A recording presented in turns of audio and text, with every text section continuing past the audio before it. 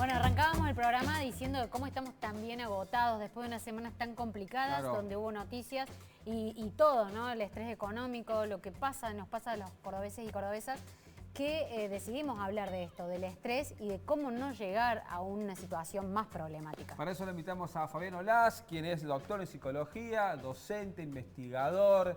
Bueno, trabaja ahí en la Facultad de Psicología de la UNC y también en la Fundación Centro Integral de Psicoterapeutas Contextuales. Así es. Completito. Bueno, Fabián, bienvenido. Y un placer. arrancábamos nosotros diciendo esa frase, no doy más, y después decíamos, ¿qué pasa cuando llegamos a ese agotamiento físico y mental? ¿Cómo lo podemos describir a eso? Que a veces nos faltan las palabras, pero que sentimos este agotamiento físico y a su vez no podemos ya procesar una acción en la cabeza. Bueno, yo generalmente lo que intento hacer, tanto en clase como cuando hablo con mis pacientes o incluso hasta en una charla familiar, es como agarrar un concepto que por ahí es muy usual, como el de estrés, y tratar de pensar qué decimos cuando decimos eso y a partir de ahí ver, bueno, qué alternativas hay. El estrés, ustedes saben, es una palabra que todo el mundo lo conoce, sobre todo en su propia experiencia, que tiene que ver con esa sensación de sentirse desbordado por cierta tensión y normalmente viene asociado a momentos en los cuales sentimos que la vida se está haciendo muy pesada o una determinada actividad se está haciendo muy demandante, o sea que involucra dos cosas. Algo del contexto del entorno y algo también de lo que le pasa a la persona en relación al contexto. Se dice que para una respuesta de estrés hacen falta dos cosas, valorar la situación y valorarse uno mismo. Entonces les doy un ejemplo de lo que está pasando hoy por hoy en el país. Ustedes van a ver que hay personas más estresadas que otras, Sí. cuando en realidad es la misma en definitiva. Ahora, una persona puede valorar lo que está pasando como algo totalmente amenazante y difícil y al mismo tiempo valorarse como no teniendo los recursos para afrontarla. Y ahí es donde aparece esta respuesta psicofisiológica general que llamamos estrés, que es una preparación para la acción. De hecho, un deportista siente niveles altos de estrés que son útiles para la acción. Ahora, si ese nivel alto de estrés se sostiene en el tiempo y va acompañado con una valoración negativa de la situación y de los propios recursos, se va haciendo cada vez más intenso y empieza a tener ciertos efectos, obviamente, a nivel físico. Si es agudo, si es un estrés agudo, lo que podés experimentar vos cuando tenés que poner un programa que nunca diste, o yo que tengo que dar una clase entre personas que no conozco, hasta puede ser tener ese gustito a qué bueno, es como... Sí, tipo que por ahí le decimos adrenalina. Claro, me da cierta adrenalina. Ahora, si ese estrés agudo se transforma en estrés agudo episódico, quiere decir que ya eso se hace casi una rutina en tu vida. Y hasta ahí todavía diríamos lo puedo manejar, ¿viste? Esos amigos que tenemos que están a 1000 por hora y parece que les gustara vivir así. El estrés agudo episódico tiene un componente que no tiene el estrés agudo simple, digamos, que aparece la preocupación excesiva, que hace que ya el estilo de vida se transforme en ese tipo de persona que vive a 1000 por hora. Si eso se sostiene en el tiempo, se transforma en estrés crónico y ahí es donde estamos empezando a hablar de cosas un poco más difíciles. Porque se sostiene en el tiempo y los cambios que empieza a haber en el cuerpo pueden terminar obviamente en problemas cardíacos, musculares, enfermedades gastrointestinales. ¿Cómo nos damos cuenta en todo lo que describiste? Porque la verdad es que es muy claro cómo lo describiste, cómo va avanzando el estrés y cómo va perdurando en el tiempo. ¿Cómo hacemos para evitar que sea crónico o para bajar antes de que suceda? Si seguimos esta secuencia que es más pedagógica, digamos, que otra cosa, el estrés agudo y el agudo episódico es mucho más fácil de darte cuenta.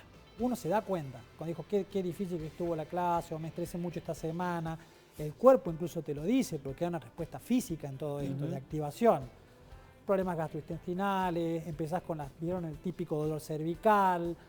Problemas de sueño, te cuesta dormirte o te cuesta levantarte, se te alteran tus hábitos alimenticios. El estrés en ese sentido agudo es un poco más fácil de identificar. El estrés agudo episódico a veces es fácil de identificar, pero la persona no está tan dispuesta a dejar ese ritmo, ¿vieron? Porque tiene esta cuestión de adrenalina y ya se transformó casi en un estilo de vida. El crónico es todo un problema porque en definitiva es muy difícil darte cuenta cuando llegaste ahí. Lo que yo normalmente hago para identificar en mis pacientes y a veces en mí mismo es que el estrés crónico tiene un componente muy único que es la sensación de indefensión. No puedo hacer nada, me doy por vencido. Es esa sensación que muchas veces aparece en lo que se llama agonía psicológica, irritabilidad, ansiedad muy alta y hasta síntomas de depresión. Es cuando ya hasta la vida empieza a perder sentido y ya sentís que no podés con el día a día. No puedo resolver ningún problema. Es la indefensión. Cuando llegamos a ese punto, hay gente que te dice, bueno, pará, tómate unos días, descansá. Ahora, y la gente a veces lo hace, pero sigue igual de cargado. ¿Hay que recurrir, te lo pregunto así directamente, alguna medicación en esos casos? Y ahí entramos a la parte del tratamiento. Yo normalmente cuando llegamos a lo que es estrés crónico, yo no me animaría a decir hace algo que no sea un tratamiento psicoterapéutico, porque ahí ya hay algo crónico de por vida y que muchas veces incluye también formas de vivir la vida de la persona, que aprendió quizás desde muy pequeña. No todos aprendemos a sentirnos indefensos ante la vida. Necesitamos como cierto caldo de cultivo que a veces puede llevar toda nuestra historia. Entonces ahí el tratamiento psicoterapéutico para mí es lo que yo recomendaría. Más que una medicación. Muchas veces la medicación, de nuevo, ¿viste? Entramos de nuevo al tema de la medicación. Yo soy psicoterapeuta, pero también tengo sentido común. Yo creo que la medicación muchas veces es una condición necesaria para que haya un tratamiento psicológico. Claro. Si una persona no se levanta de la cama, ¿sí? Pensemos en una persona que pasó por situaciones de estrés crónico y hay sintomatología depresiva. Y yo necesito que venga a terapia, necesito que se levante de la cama. Entonces, en esos casos yo pensaría en una potencial medicación para que venga a terapia. Bien. Y después veremos cómo se va retirando y reemplazando por otros recursos. Pero ¿Cómo hacemos para que el contexto a veces no termine por abrumarnos? Digo, estos días estamos viendo días difíciles, ¿no? Y uno prendía la tele o la radio, y no voy a puntualizar en cuál o tal, o las redes, cuál o tal comunicador, cuál o tal redes, pero a veces sentíamos que había muchas cosas que estábamos viendo que nos transmitían una sensación de mucho pesar. ¿Cómo podemos identificar para poner una barrera para decir, bueno, hasta acá esto es una información, o por lo menos hasta acá me puede afectar, hasta acá no? ¿Hay alguna manera, Fabián? A ver, la psicoterapia se trata de eso, ¿no? De buscar maneras. Lo que pasa es que mi forma de hacer psicoterapia es buscar la manera que más se adecue a cada persona de acuerdo a su historia. Aún así hay como ciertas herramientas genéricas que nos pueden servir, si se acuerdan la charla sobre pánico, para bajar el agua de la fuente más grande y de esa forma que no vaya a la más chiquita, que a veces ya es el síntoma.